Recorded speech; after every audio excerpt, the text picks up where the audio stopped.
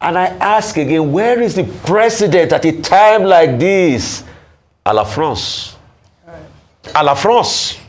So when you see a complete failure of states, let us tackle it and let us not push it along the lines of fanning and increasing religion. You see, that's why some people make complaints about social media. But it is. So guys, that is Rufai speaking in his usual fearless mood. We all know that the state of the nation is somehow at the moment, especially with regards to what is happening in Plateau State. But do you know what? The president is not in Nigeria.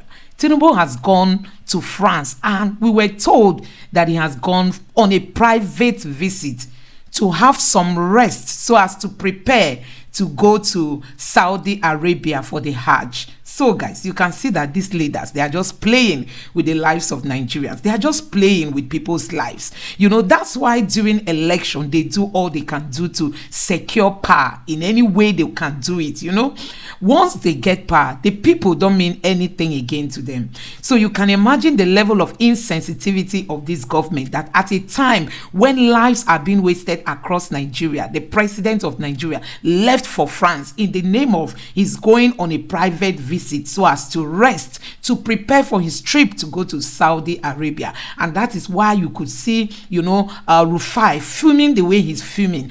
So let me just allow you watch this video so that you will judge for yourself if these leaders are really treating Nigerians well. Take a look at this.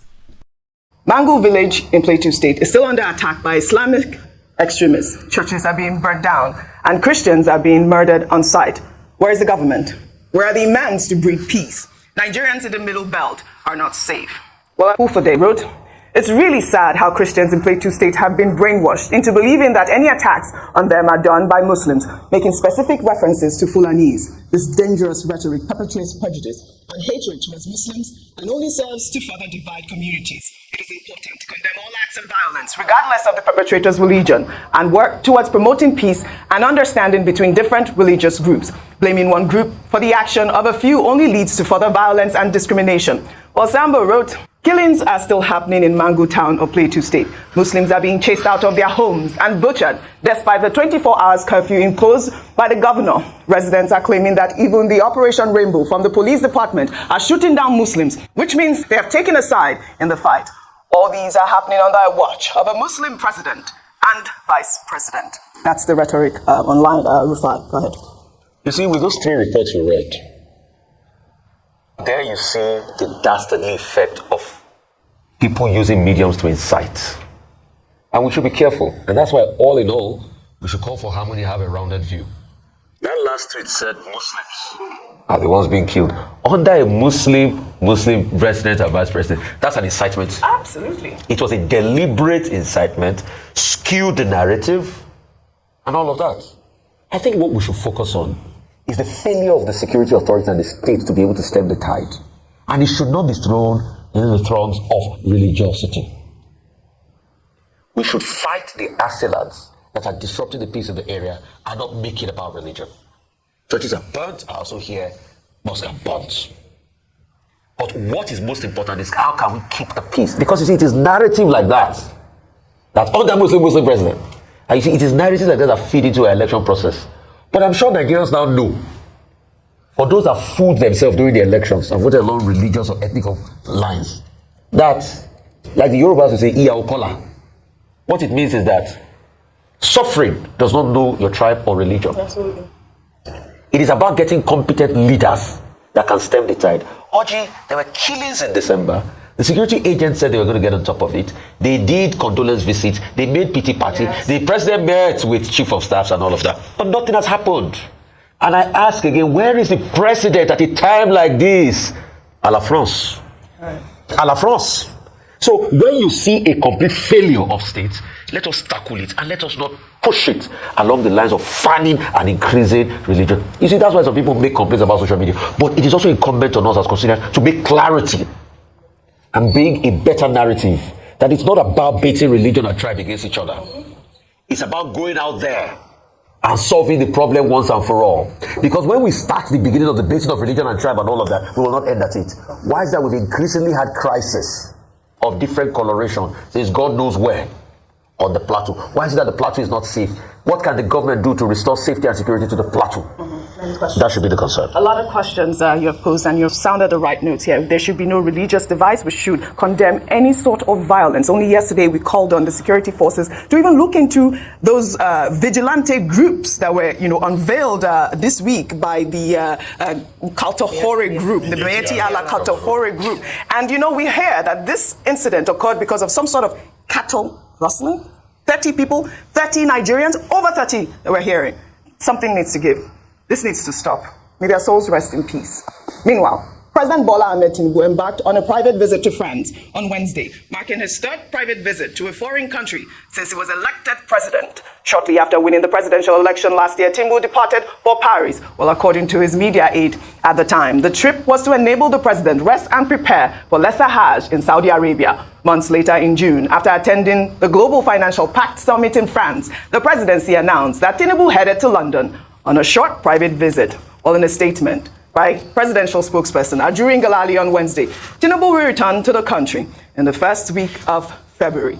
A lot to discuss here as well. But meanwhile, the special advisor, information and strategy to President Tinubu, Bayo Ononuga, on Wednesday, refuted claims of any intention to relocate the Federal Capital Territory to Lagos, labeling the allegations as politically motivated tactics by opponents. The president's media aide, in a post on X, criticized those perpetrating the allegations as dishonest actors seeking attention through ethnic and religious and regional divides. His tweets reads in part, President Tinubu has no plan whatsoever to move the federal capital to Lagos. The rumor first surfaced during the campaign last year by opponents looking for all manners of weapons to stop him. We trashed it. Those peddling it anew are dishonest ethnic and regional champions trying to draw attention to themselves. Abuja has come to stay. It is backed by law. The movement of FAN, a Department of Aviation Ministry, to Lagos, where it was based before former Minister Hadi Sirika moved it to Abuja during the last administration, does not amount to moving the FCT to Lagos. The administrative move should have attracted scant attention, as Lagos is the commercial capital and the hub of aviation business in Nigeria. FAN should be nowhere else but near the industry it regulates. FAN will still maintain some presence in Abuja, as it is not a wholesale movement. Similarly, the movement of some departments of the CBN to Lagos should not trigger any hoopla. All those pushing this campaign of falsehood know they are playing politics, albeit a dangerous politics, to pit the North against the South. Well, by your statement, it's coming after Senator Ali Ndume, the chairman Senate Committee on the Army, on Tuesday warned the president that there will be political consequences if he insists on moving some departments of the CBN of Nigeria, Central Bank of Nigeria, and Federal Airports Authority of Nigeria headquarters to Lagos. Let's take a listen. This is a consensus because we only have one federal capital, and that is Abuja. All these Lagos boys that are thinking that Lagos is Nigeria are just misinforming or advising the president wrongly. The regulators of the financial institutions are supposed to be or are in Abuja. You want them to move back to where, because you say Lagos is the commercial capital. This is one of the mistakes, and I'm sure Mr. President will reverse it because it doesn't work.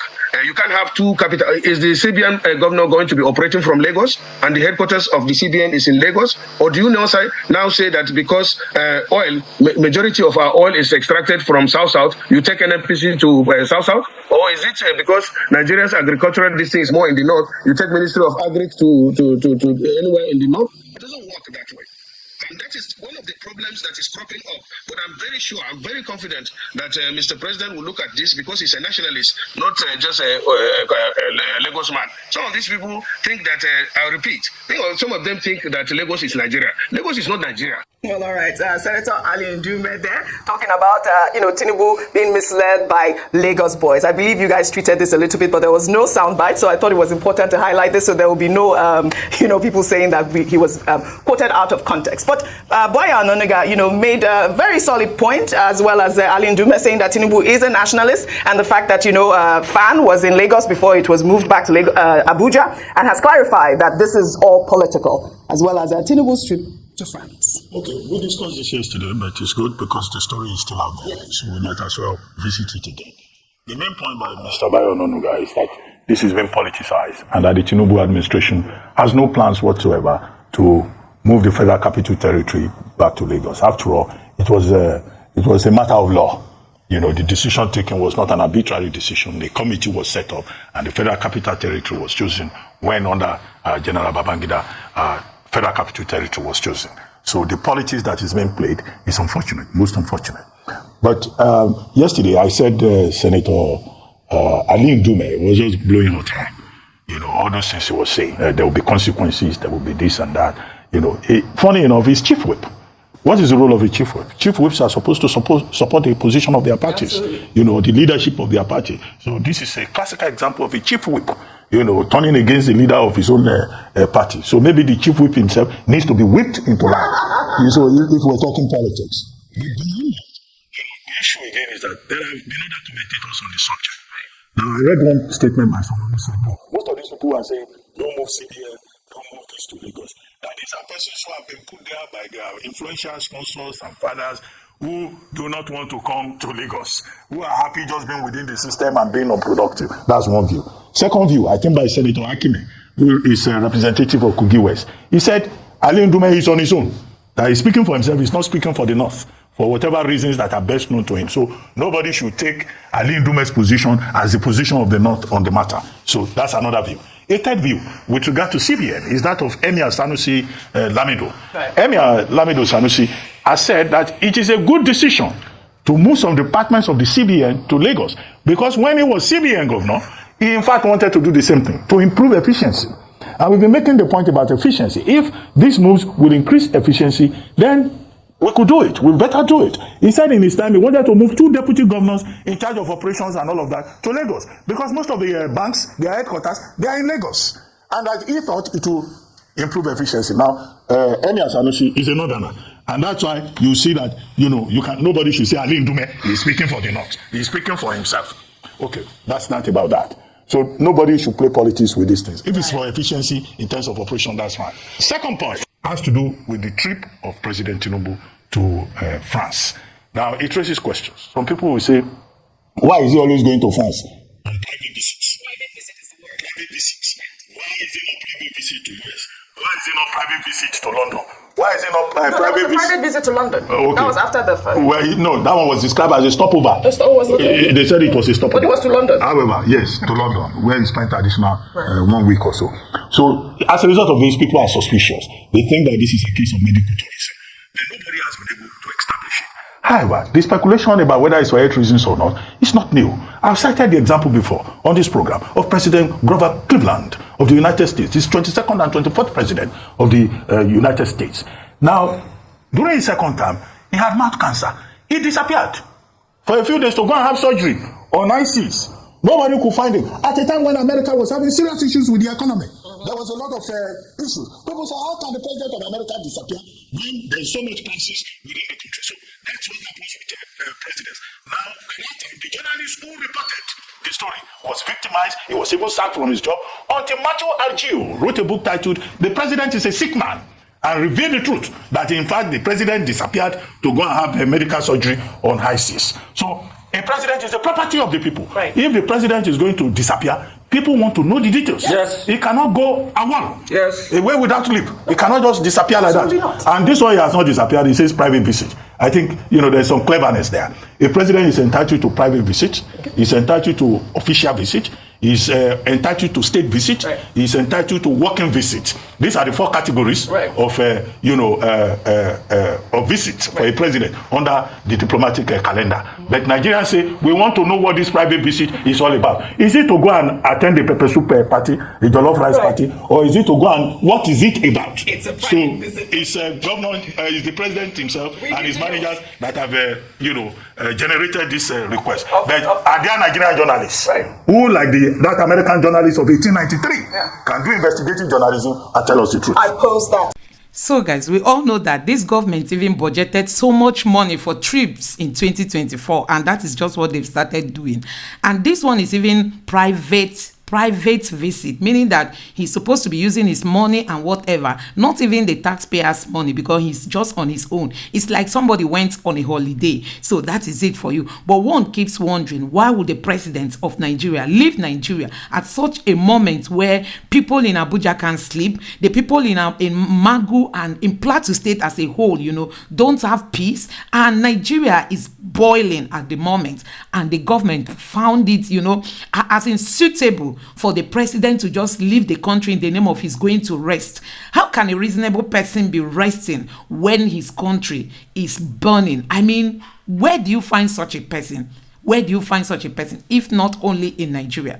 You go out to rest and your house is on fire. Your house is on fire. So, guys, that's the kind of leadership we have in Nigeria today. People who are so detached from the reality, people who cannot even understand what the ordinary Nigerians are going through. And that is why, they find it difficult to give us those little dividends of democracy, because they don't even understand what the ordinary people are going through. Let me know what you think about all this in the comment section below. Let me know your thoughts. Please don't forget to subscribe to the channel, turn on your notification bell, give this video a like, so that YouTube can recommend it to more people. Thank you.